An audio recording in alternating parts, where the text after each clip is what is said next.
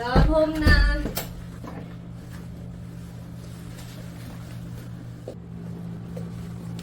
Eh. Sorry, ang traffic kasi. Ewan ko, biglang bumagyo. Tapos, nalala mo yung dinadaanan natin sa likod. May ginagawa kasi parang may nasira yung mga construction workers. So ngayon, nasakto siya dun sa buhos ng ulan, tsaka dun sa ginagawa pa. Love. Love. Ha? Wala. Kumain ka na? Di pa. Gutom na ako. O, tara, sabay na tayo. Wala ka na, may tatapusin pa ako.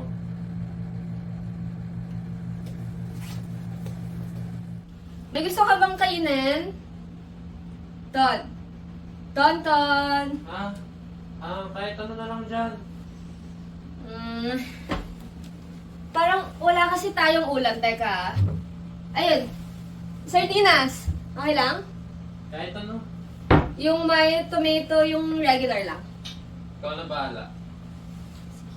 Buksan ko na to Parang may amoy na, pero okay lang naman yata. Kailan pa ba yan? Hindi ko alam. Hindi ko makita. Hindi ko talaga makita.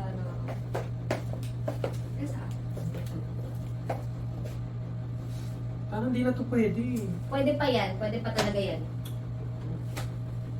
Ash, expired na to. Di po ba chinek? Hindi. Canned naman yan tsaka sealed. Pwede pa yan. Expired na nga eh. It doesn't mean na sira na agad yan. Pwede pa yan. Iinitin ko. Magkakasakit ka lang yan. Tapon mo na. Sasayang tayo ng pagkain. Sabi nga magkakasakit ka eh. Tapon mo na lang. Eh kung gusto mo talagang kainin, edi initin mo. Sa'yo na lang. Grabe naman ito. Bilis naman magtapon. Ha? Wala. Ay, love, naalala mo si Lexi? Kasi nakita ko sa IG story niya nun, pinuntahan niya yung bar na pinuntahan din natin last month. Nung birthday ni Lenny, Sino? si Lexi kako, yung best friend ko nung college, kilala mo yun. Ay, hindi ko na maalala eh. Kilala mo talaga yun, na-meet mo yun nung birthday ko. Tapos, sabi mo pa, gusto niyo mag-hangout ulit.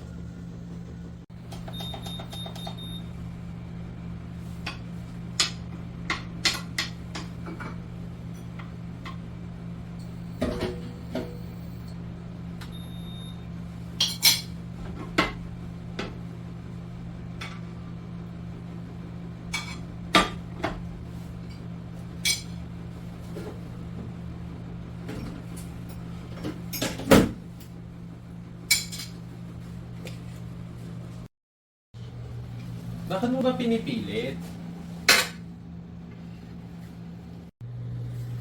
Kasi nga, sayang. Pero expired na nga. Ikaw ang hilig mo ipagpilit kahit sinabi na hindi na pwede. Tapos ikaw rin kung magkakasakit, tapos ako pa sisisihin mo. Hindi nga siya ganun. Kasi okay nga lang siya. Hindi siya pinipilit. Ash, ikaw na nagsabi na may amoy. Ay, kakainis to. Ano table mo? Ano ba problema? Ewan ko, ikaw yata may problema eh. Wala naman, Ash. Hindi, kanina ko pa napapansin. Wala nga. Itatapusin pa ako. Ano ba yan? Yan na naman, mas importante pa ba yan kaysa sa akin? Kaysa sa atin? Saan naman galing yan? Hindi. Nung isang linggo pa kasi yan. Ewan ko sa'yo, parang di mo ako nakikita. Tapos kanina, sinabi ko naman sa'yo, umulan, ang lakas ng ulan, bumagyot at lahat-lahat, hindi mo pa rin inisip kung paano ako makakauwi. Hindi ko man lang nangamusta. Kanina pa ako tawag ng tawag sa'yo, hindi ko alam, di mo man lang sinasabi kung okay ka lang ba dyan, di mo ako tinitignan. Parang di mo ako girlfriend. Ano ba? Wala na ba ako sa'yo? Tapos ka na. Okay na. Pagod lang ako, Ash. Kailangan ko pa magtrabaho, oh. Trabaho na naman? Ano ba? Ayaw mo na ba? Ano ba pinagsasabi mo? Eh, ayoko lang naman ng sardinas. Kaya nga sardinas na nga lang, hindi pa natin maayos-ayos. Ton, ano ba? Wala na, ewan ko, unti-unti na tayo nauubos dito. Sige, sardinas. Yung hindi ko pagkausap sa'yo kanina. Sige, dagdag mo pa yun. Lahat na. Labas mo na lahat. Para tapos na to. To, narinig ko Diretsuhin yung mo nga sarili ako. mo. Ano? Hindi ka na masaya? Ash, hindi mo naiintindihan. Ilang beses na nangyari to, no? Masaya ka ba na ganito na lang tayo palagi? Ton, hindi, how can you give up so easily? You think this is easy for me? Paulit-ulit na lang, Ash. Kaya nga, paulit-ulit na lang nga, di pa natin magawan ng paraan. Kasi parang, ewan ko, wala ka na bang pakialam sa akin? Pag kinakausap ka, ganyan ka. Nandito ka nga pero parang wala ka naman. Hindi lang mabigat para sa'yo to, Ash. Pagod na ako. Yun eh. Pagod. Pagod ka na naman. Leche naman, Anton, sa 9 years na yon that we've been together. Tatapon mo lahat ng yon?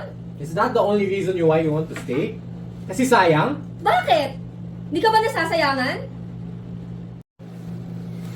9 long years, Anton. 9 long years! Na halos kasama kita sa lahat.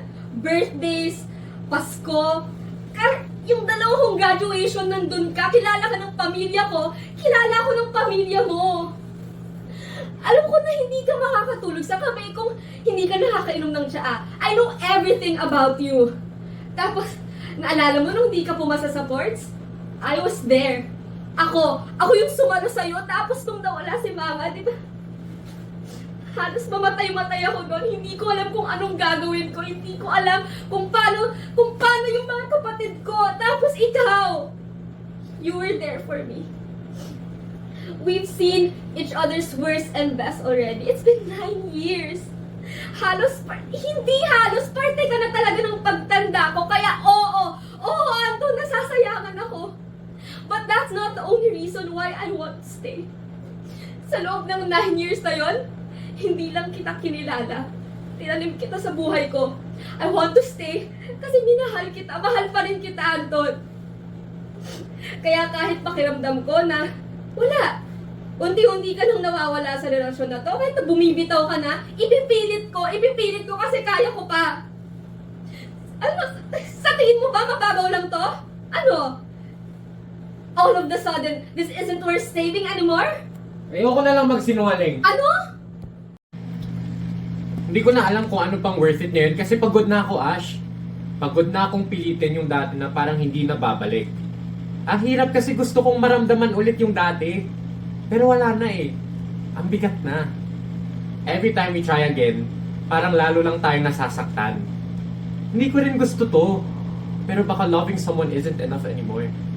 Ang daming nangyayari sa buhay ko at parang lalo lang gumugulo dahil sa problema natin. And oo, naaminin ko, we've been together for so long. Tinanim na din kita sa buhay ko to the point na I can see a future without you. Akala ko ikaw na yung papakasalan ko. Pero Ash, future? Pamilya? I don't know if I can give you what you deserve. Hindi ko na alam kung ano nararamdaman ko, Ash. Parang nawawala na ako. Then let me help you. Pwede naman nating ayusin. We always find a way, di ba? I don't need your help, Ash.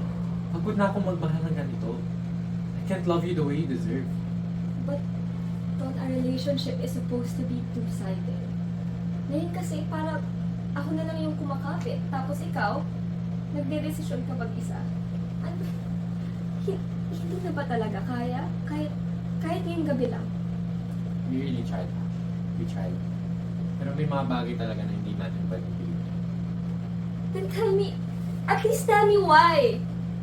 Ano, ayaw mo na ako ipaglaban?